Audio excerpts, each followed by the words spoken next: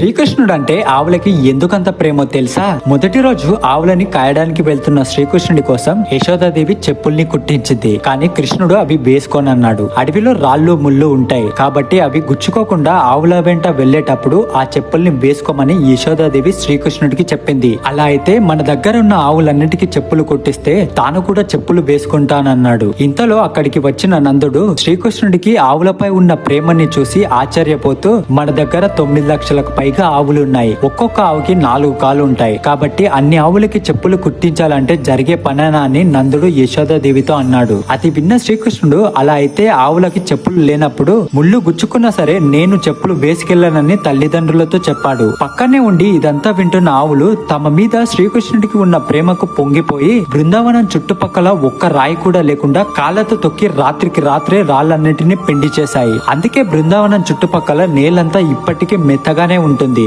Jai Srikrishna.